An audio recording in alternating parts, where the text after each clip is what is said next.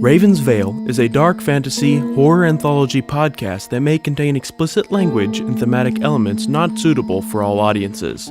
Listener discretion is advised. Welcome to Raven's Veil, a dark fantasy Southern Gothic horror anthology podcast set in the shadowy world of the Deep South. A convergent reality situated around what most of humanity has accepted as the truth. Obscured from human eyes, Raven's Veil is a mystical sanctuary intended to preserve the existence of its immortal inhabitants.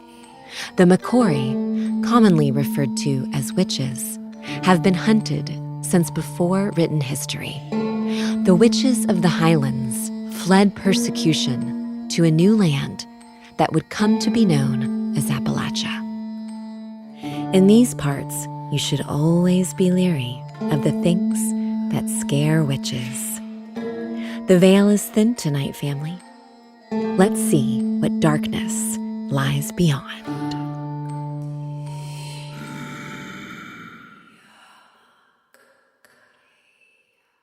Before we begin, a gentle word of caution. This episode contains themes of violence and self-harm. Some scenes may be unsettling or emotionally intense. If you're tender-hearted today or walking through your own shadows, please listen with care. Your well-being matters more than any tale we tell. Well, hey there, family. This is Jared Bolden-Greer, executive producer of the Raven's Veil podcast. First and foremost, thank you. Thank you for your patience, your support, and for your continued belief in the story we're telling. We know it's been quiet on our end lately, and we want to speak to that directly, with honesty and transparency. The cast and crew have been eager, truly eager, to bring you the final episode of Season 2. The momentum, the ideas, the passion, it's all there. But life, as it often does, throws some unexpected turns. Over the past few months, several members of our team have experienced personal losses. Most profoundly, our beloved Ed, whose voice and vision are the heart of the podcast, lost his mother. Her passing has been deeply felt, and Ed took the time he needed to grieve, reflect, and honor the experience. Out of that space, he's written some of the most powerful material we have ever seen for our next season as well as for this episode. This finale is something truly special, raw, resonant, and worth the wait. At the same time, we've been in the midst of major transitions, moving into a brand new production office. It's an exciting step forward for the future of Raven's Veil, but as anyone who's ever packed up their life knows, it's also a logistical beast. So, while the silence may have felt long, please note that it has been filled with growth, healing, and preparation. From all of us at Raven's Veil, thank you for walking with us through the shadows. The veil is about to lift.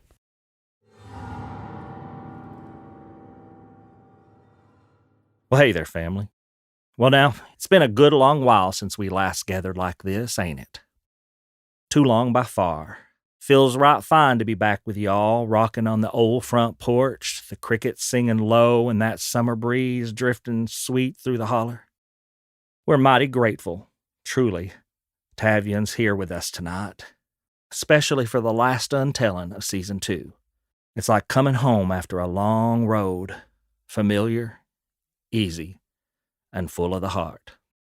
Now, I've been spinning this yarn for a spell, dropping little crumbs along the way, trying to nudge you gently like towards what's been stirring just out of sight. I've done my best to ready you, but truth be told, some stories don't give you the courtesy of knocking on the door. They just barge right on in and set a spell, whether you're ready or not. So I say quit circling the fire and step on into it, bold as a bobcat in moonlight.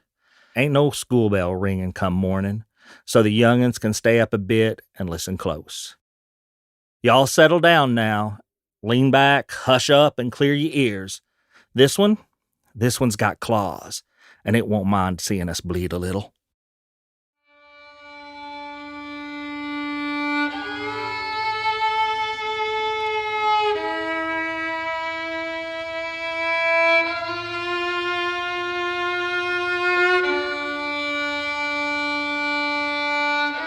The woods were black as coal, thick with fog that clung to the trees like ghosts whispering secrets.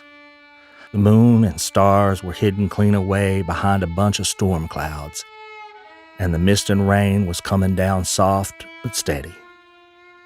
It felt like the mountain herself was holding her breath. You couldn't see a blessed foot in front of your face. In a holler just about 20 miles from Ravensvale, a little fire, no bigger than a lantern flame, flickered and spat, struggling to stay lit in the wet. The ground was slick with leaf rot and mud. Petra lay there in it, still as stone. His shirt was scorched clean through at the chest, and his skin looked pale as milk. Whether he was breathing or not, well, the woods weren't saying. Sibyl knelt beside him, her knees sinking into the cold earth. Her hands were moving fast, pulling dried herbs from the leather satchel. Yarrow she crushed quickly in her hand. Bloodroot she chewed lightly and tucked it into her gum a moment. A twist of red thread she had already prepared against such an emergency, and a pinch of graveyard dirt. She smeared the yarrow mash into a corn husk, peeled her lip down and dropped in the bloodroot and a heap of spit, and swirled the grave dirt clockwise twice with her finger, wrapping her thumb and forefinger around the edge of the husk, tying a hasty knot in the string, making a tiny pouch for the spell work to bind with. Her lips moved low and fast, chanting words she somehow knew from her mama's memories. The scarlet bloodroot stung bitter against her tongue. Every snap of a twig or hoot of an owl made her flinch. Every rustle in the brush set her heart to pounding. She knew it was coming back. Something mean. Something that wanted to finish her and Petra. She pressed her palms, filled with the charm, to his chest, right over his heart, and whispered the spell like a prayer and a promise. By root and bone, my flame and flood, by mountain's breath and kinfolk's blood. I call the fire, I call the moon, to guard this soul, a shield my boon. Circle tight, don't let none through. Not fang nor claw, nor spell no thew. Don't let no hand nor wicked eye cross this line till stars run dry. By Dagda's name and Sorona's tears, but all I lost and all I fear. Bind this place with heart and might, and hold the dark at bay tonight. She drew a circle round them both with her wand and tucked it back into her belt, laying more of the herbs at the four corners of the compass points. The fire flared sudden-like, bright as day for half a breath, then settled low again, but steadier now, like it knew it had work to do. Sibyl didn't stop chanting, didn't stop watching the woods. Her voice was low, but her eyes were sharp. She was scared, sure, but she wasn't going to let Petra die alone. Not tonight, not while she still had breath in her lungs and fire in her blood. Sibyl leaned in close, her hands trembling as she brushed a wet lock of hair off of Petra's forehead. His skin was colding up fast, and his chest weren't raising near enough to ease her mind. The firelight danced weak across his face, making him look more ghost than boy. Petra, darling, you hang on, you hear? She whispered, voice crackling like dry kindling, tears streaming down her face. Don't you go slipping off on me, not tonight. Not like this, I can't lose you too. She pressed her hands gentle to his ribs, feeling for breath, for warmth, anything. Come on, sugar. Take you a deep breath, just one for me. You can do that, can't you? Her voice was soft but demanding, like a lullaby wrapped in thunder. Ain't no quitting now. You're tougher than this. You're mountain born, same as me. The wind stirred the trees overhead, and a low moan rolled through the woods like the mountain was mourning. Sibyl's eyes darted to the shadows, but she kept talking, like her voice alone might tether him to this world. She leaned in closer, as if protecting him from something awful, her forehead touching his. Breathe, Petra. Just breathe. I got you. I'm right here. Sibyl stayed there, crouching low over him, her breath fogging in the cold mist. Her fingers were slick with rain and dirt, and maybe a little blood. She didn't dare look too close. The fire popped sudden, throwing sparks like it was trying to speak, and the red thread she had laid in the circle around them gave a twitch, like something unseen had brushed up against it. She started chanting again, and this time she didn't stop begging. Come on, Petra. Come back to me now. You ain't done yet. I can feel it. You still got fight in you. I know you do. The woods had gone awfully quiet. No frogs, no owls, no crickets, just the hush of steady rain on dry leaves and the low crackle of that stubborn little fire. Then, all at once, the wind shifted. Blew in warmth from the south, carrying the scent of honeysuckle and wood smoke, like a memory from a better time. And Petra stirred. It weren't much, just a twitch of his finger like he was trying to grab hold of something in a dream. Then his chest hitched, shallow but sure, and a rugged breath rattled out of him. That charm against his chest started to hum, his hitching, heaving chest, and the vibration filled Sibyl with hope. Sibyl gasped, nearly dropping her little sachet of herbs. That's it, sweetie. You breathe. You come on back now. She pressed her hand firm to his chest, feeling it flutter like a lightning bug caught in a jar. You scared the living daylights out of me, you fool. She whispered, tears mixing with the rain on her cheeks. Don't you ever do that again. Why'd you jump in front of something like that? Are all boys dumber than a box of rocks? The fire flared brighter, burning steady now, and the protection spell around him glowed faint, like it was holding strong. Whatever was out there in the woods, it hadn't crossed the line. Not yet. Sibyl looked up, eyes sharp as flint. Just you rest now, Petra. I'll keep watch. Ain't nothing getting through me. And with that, she turned back to the dark. Her fingers still wrapped tight around the charm on his chest, her other hand hovering near the fire, ready to cast again if she had to. The fire cracked again, louder this time, like it was warning her. Sibyl narrowed her eyes as she scanned the tree line. The fog had thickened, rolling in like smoke from a bad dream, and the shadows in it weren't sitting right either. They moved wrong, too slow, too quiet. In fact, the entire forest had gone silent. The world's noise was choked out like a heavy pillow held firm over its mouth, tight and merciless. Only the fire kept speaking, spitting sparks like secrets it refused to bury. She rose to her feet, careful not to break the circle, and reached for the wand tucked into the leather loop on her belt. It was smooth and worn from years of use. Her mama had left it to her when she had passed away. Since she had all of her mama's memories, her hand settled into it just right, like holding a hand with a friend, but somehow more comforting.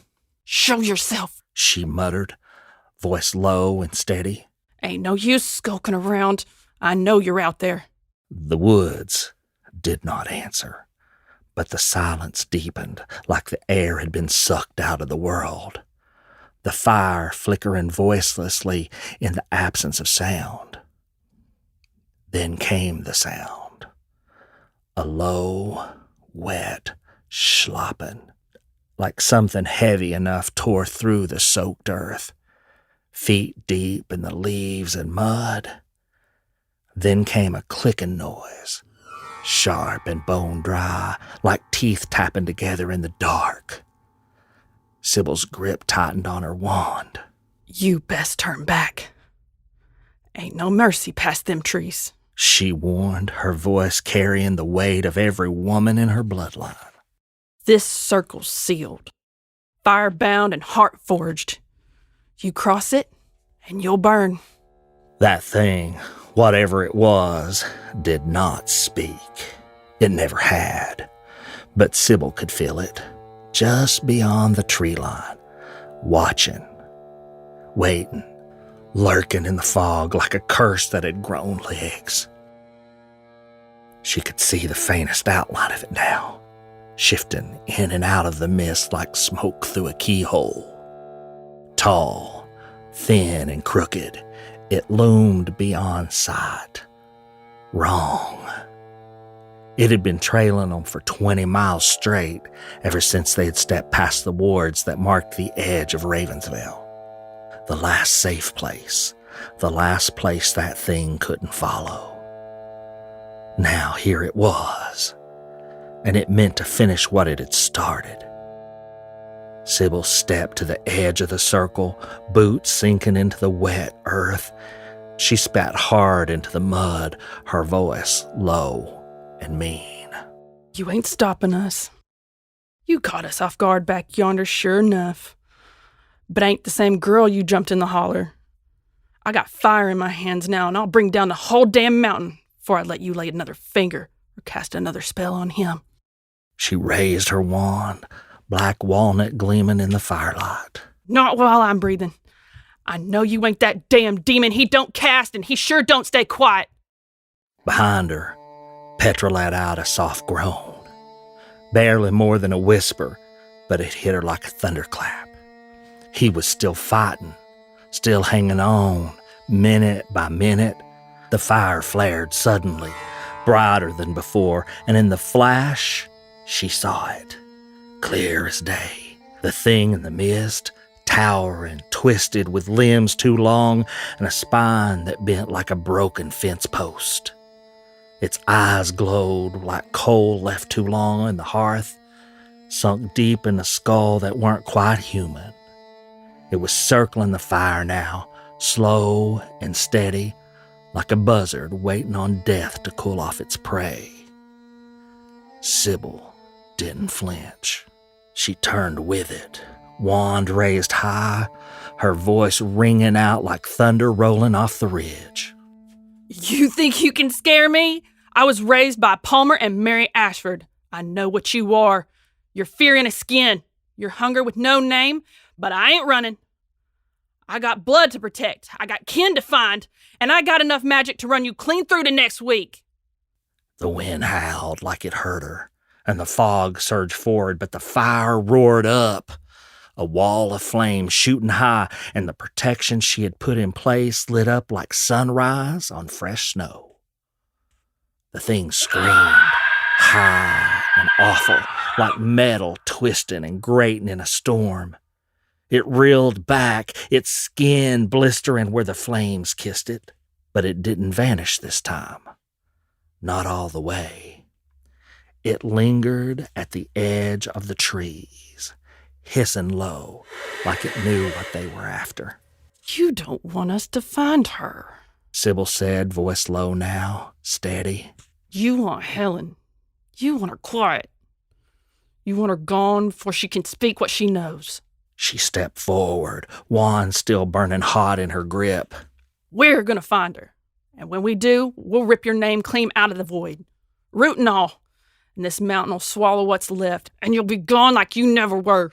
The thing let out one godless shriek and tore off into the trees, swallowed whole by shadow and fog. Sibyl dropped to her knees, breath hitching in her chest, wand still gripped like salvation. She turned, slow and trembling, to Petra, who was stirring now, eyes fluttering open like he had been sleeping through a storm. Hey there, Trouble, she whispered, voice cracked and wet with tears spilling down her cheeks like spring rain off a tin roof. Hey yourself, what's going on? His voice came slow, like his mind was still caught in a haze he couldn't shake. I told you I had you. With a graveled croak, Petra managed a smile and said, Reckon you did. And I'm mighty grateful you did the thing I couldn't.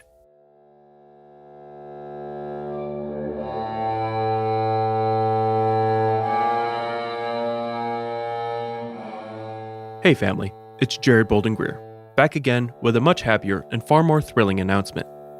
The third annual Appalachian Horror Fest is fast approaching, and this year promises to be our biggest yet. Mark your calendars for Saturday, October 11th, 2025, from 10 a.m. to 10:30 p.m. at Cedar Bluff Holiday Inn Conference Center in Knoxville, Tennessee. Tickets are officially on sale at ravensvail.com/ticket.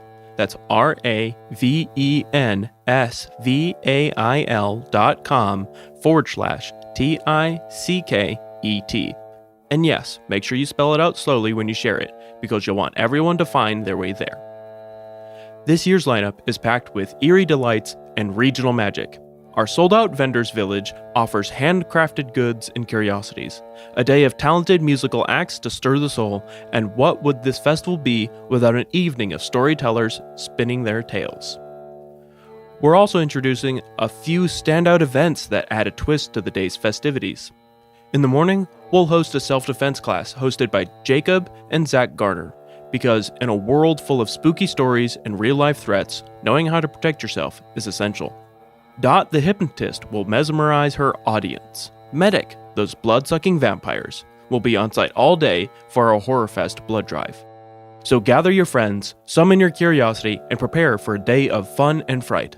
Appalachian Horror Fest is more than an event. It's a ritual, and you won't want to miss it.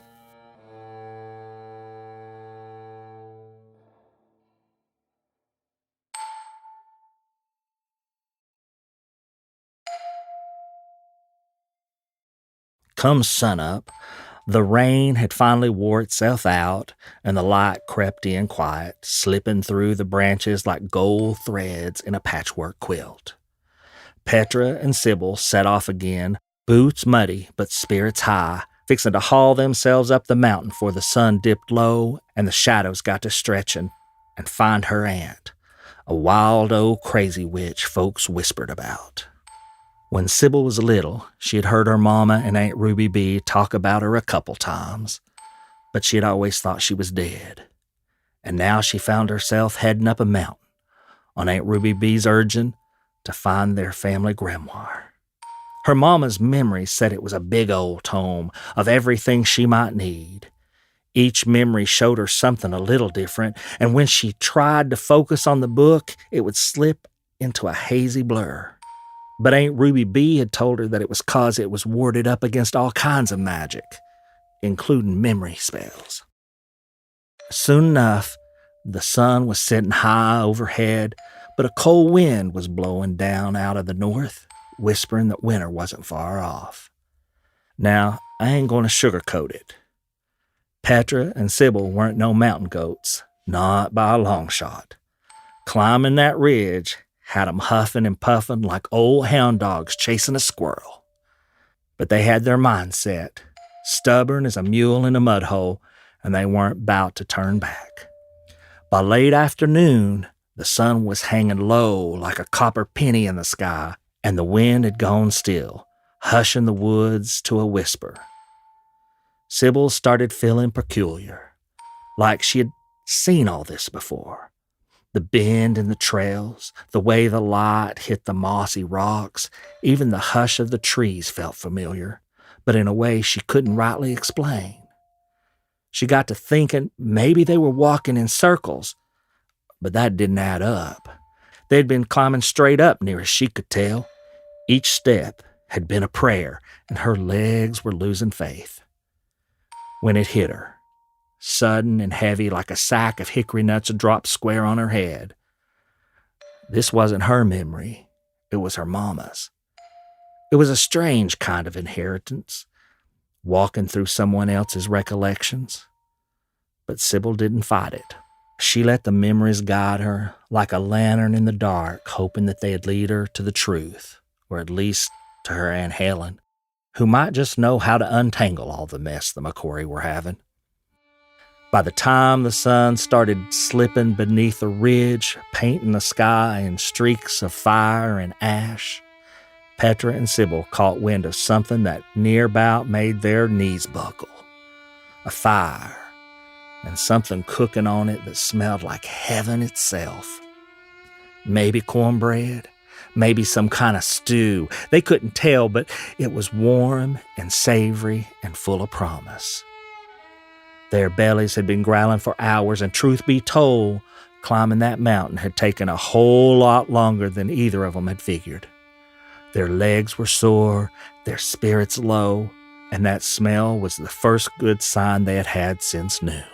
They followed it, best they could, up a narrow stretch that might have been a path once, or maybe it was just a deer trail worn soft by hooves and time.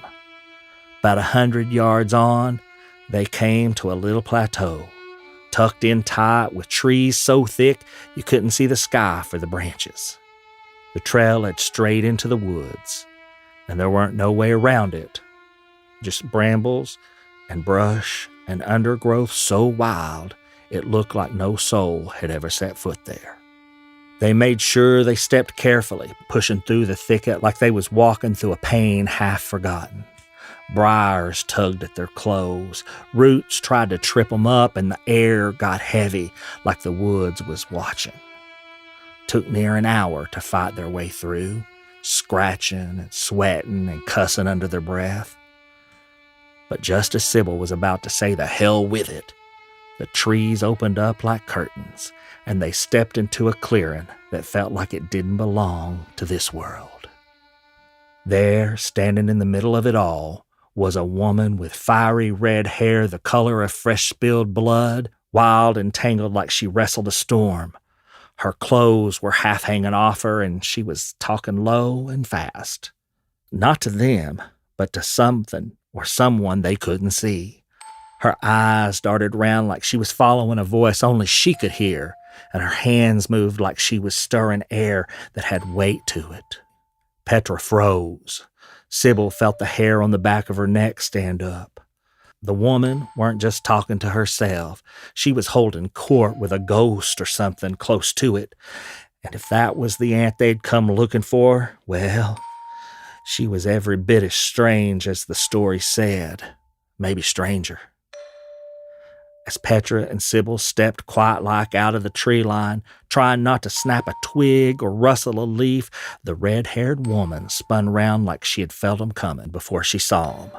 Just then, 2 big old ravens came barreling through the air straight towards 'em, wings flapping, cawing like thunder.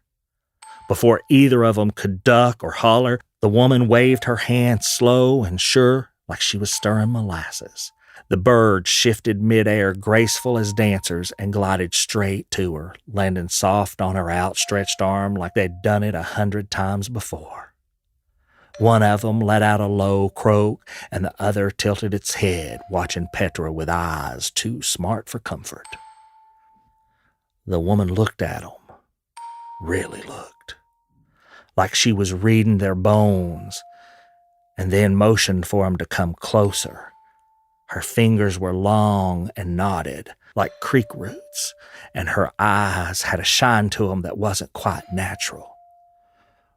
When they got within 5 feet or so, she bowed low, sweeping her arms like they was royalty in a court made of pine and shadow.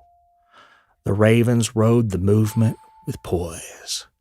"Well, now," she said, voice like wind through a chimney. "Welcome to my little hovel. Niece Sibyl, I ain't laid eyes on you since you was 1 day old, wrapped up in a quilt with your mama stitched with prayers and sass. Mary, she was such a sass. Just like this one." Pointing to one of the ravens. "Her name is Mary, in honor of my poor departed sister. I mean, your mother." She turned her gaze to Petra, eyes twinkling with mischief and something older than time. "And this one here must be Petra. Law, child, you got a face that'll turn heads from the church pew to the feed store. You won't have no trouble getting boys to look your way. Though, I reckon it's the looking back that'll matter most." Petra blushed as Helen let out a low chuckle, the kind that rattled in your chest. The kind that says she had a little too much fun making people feel not so comfortable. The ravens rustled their feathers, one letting out a dry caw that sounded near about like laughter. One of the birds, a mean-looking thing with a crooked beak, gave a sharp squawk and pecked at Helen's shoulder. "Ouch, you impertinent little twat," she snapped, pretending to swat at it. Just like my dear sister Ruby B, always poking when she got a hush." She paused, eyes flickering with something half remembered, then straightened her shawl and said, "Oh, where's my manners? Name's Helen.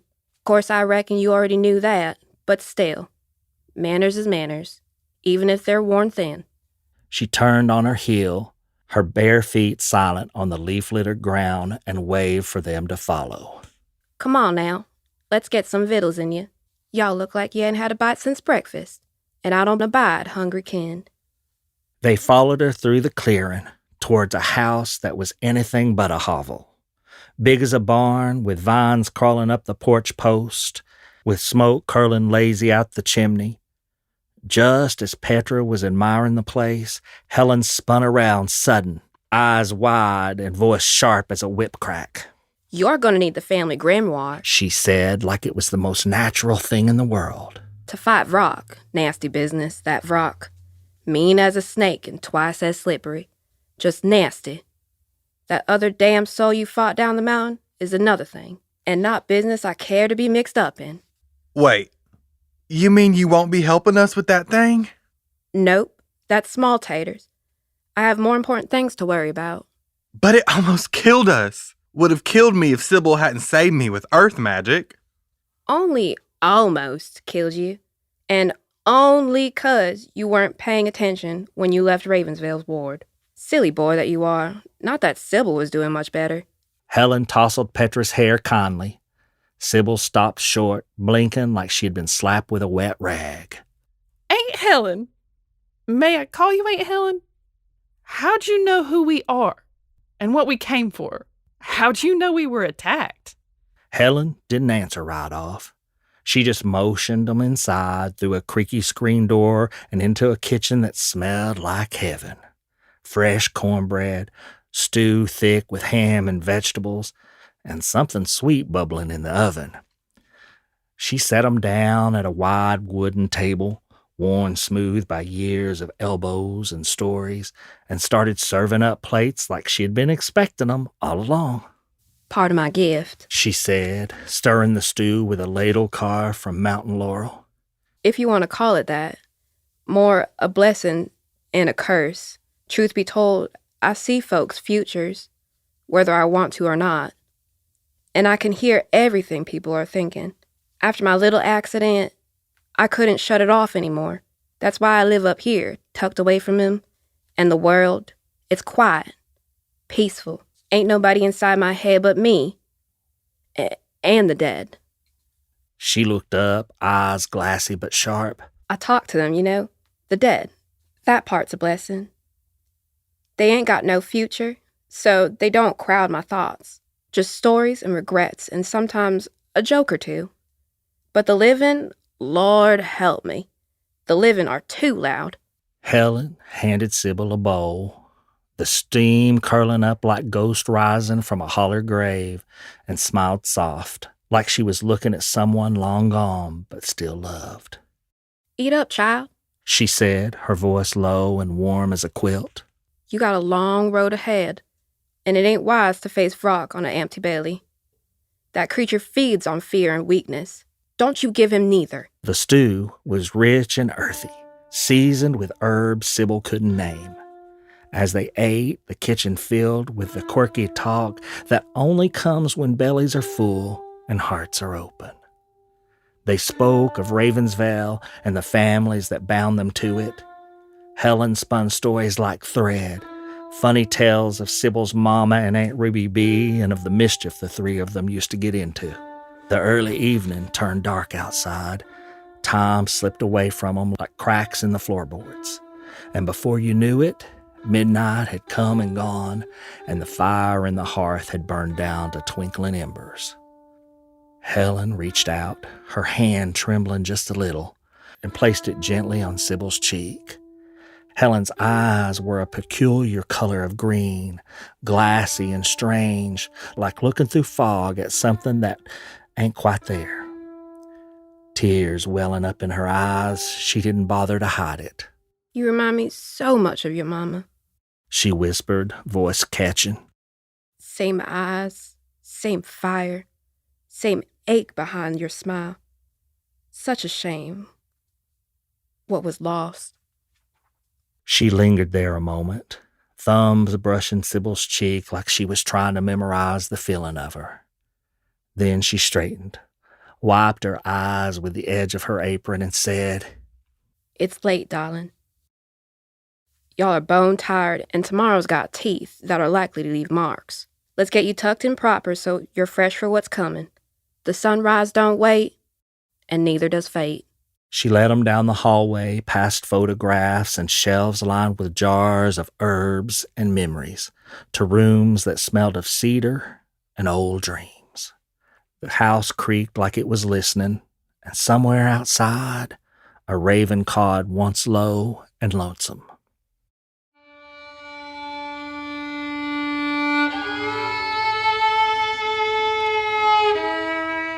When Petra and Sibyl woke, the sun was already stretching high over the ridge, spilling gold light through the window like it was waiting on them.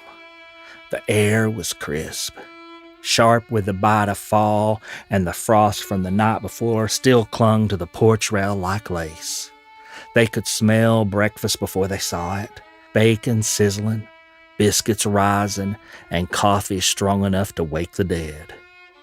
Helen greeted them with a smile that didn't quite reach her eyes. Y'all eat hearty. She said, setting plates down with care. I'd like to take a walk with you before you head out. Ain't often I get good company up here. Petra and Sibyl agreed, feeling the weight of her words, but not yet understanding it. After breakfast, they set off down a narrow trail that wound through the woods like a memory. Helen walked slowly, her steps steady and purposeful, her breath visible in the chill. As they walked, she turned to Sibyl and said, When you get back to the house, you can fetch the family grimoire. It's yours now. You'll need it. I reckon I got it pert near memorized after all these years. They kept on the path leading them to the front edge of the plateau where the land dropped off suddenly and the valley stretched wide below.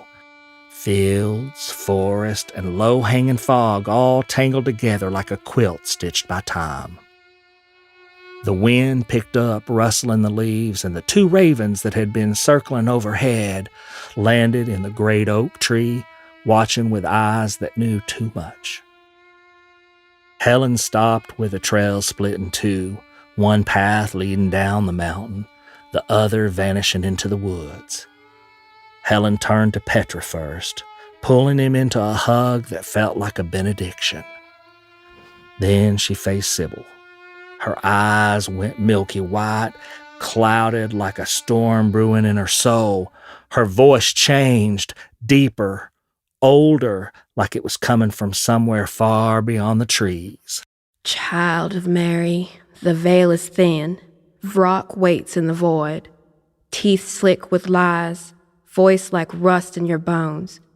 He will not strike with fire, but with forgetting. He'll twist your name, wear your face, whisper sweet poison till you call him kin. He means to unmake you. But you remember, not just your name, but the ache behind it. The prayers stitched in your blood, the love that bore you, the grief that shaped you. Hold fast to your heart, even if it burns, even if it costs everything. Because if you let it go, if you falter, the end will be sorrow, and the sorrow will echo.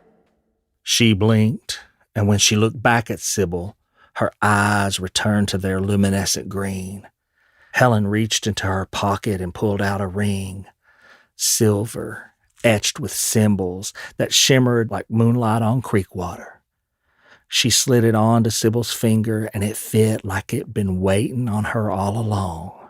This here's powerful, Helen said, her voice soft again. It'll help you with the time that comes, but it won't do the fighting for you. They stood there a while, looking out over the valley, the wind whispering through the trees like voices from long ago. Helen spoke gently, almost like she was talking to herself. Sibyl, Aunt Helen said, her voice low and worn thin.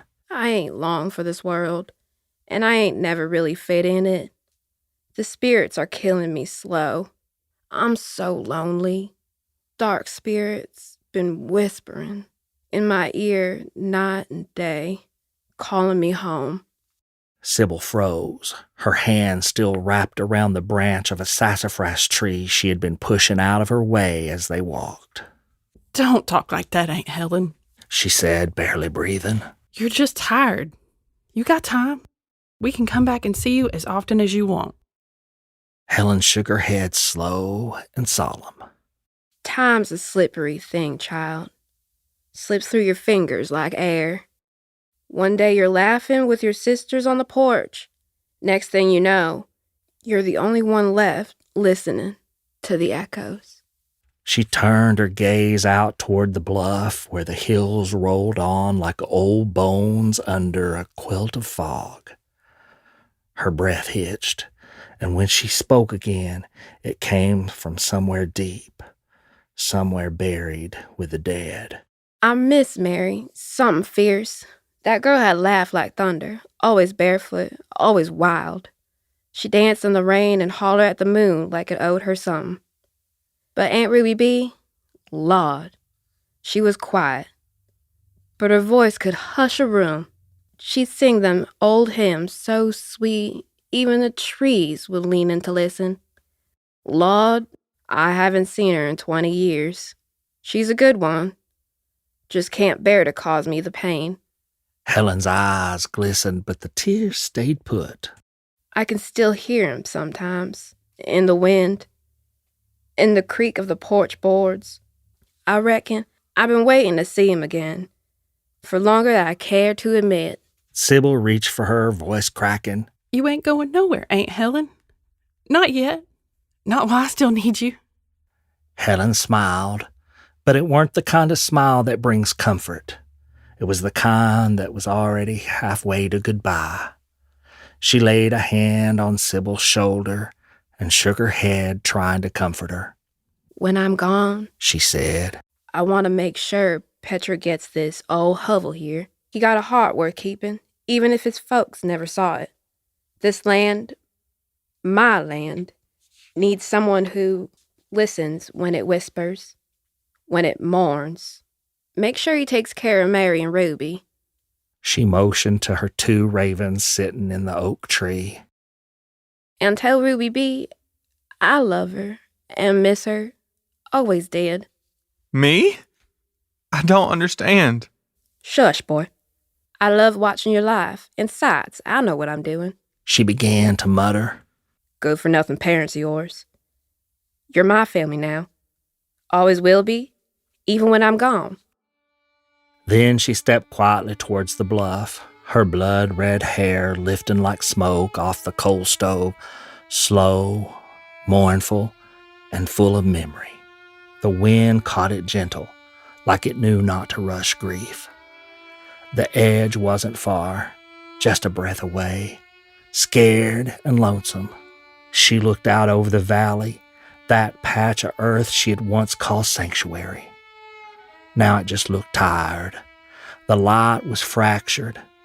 Sun trying to break through, but not quite making it. Fog clung low like it had secrets to keep, and the shadows from last night hadn't yet let go. The trees were giving up their color, one leaf at a time. What was left was enough to stir something deep. Old laughter, old loss, the kind we don't speak about, but settles into your bones. I reckon if I have one more mercy left to ask of the Lord, it would be for time. Just a little more time to sit here with you, Sibyl, and watch the light change on the ridge. This here is my favorite view in all the world, and I wanted you to see it in every season. Spring's got her wildflowers, summer hums its heat and green, and autumn, Lord, autumn sets the hill on fire. But it's the snow that'll steal your breath clean away, makes the whole hollow go quiet, like the earth's holding its own sorrows. You make sure you come and see it in the snow. You hear? Promise me that. But no, she whispered. Time's done slipped past us both. And before Sibyl could move, speak, or even breathe, Helen took a quick step forward. one step, quiet, graceful, sure. In a blink, her long crimson hair flickered over the edge of the cliff, and the world went silent.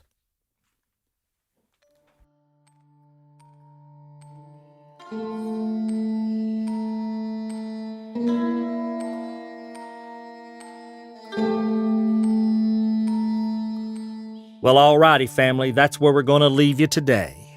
This evening's getting right cold, and y'all need to get them young'uns home to their nice warm beds.